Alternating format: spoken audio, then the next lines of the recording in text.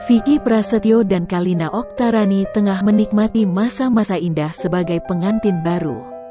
Keduanya resmi menikah pada Sabtu, tanggal 13 Maret tahun 2021, di The Lodge at Jagorawi Golf dan Country Club, Bogor, Jawa Barat. Belum genap sebulan menikah, Kalina Oktarani membeberkan kabar kurang mengenakan.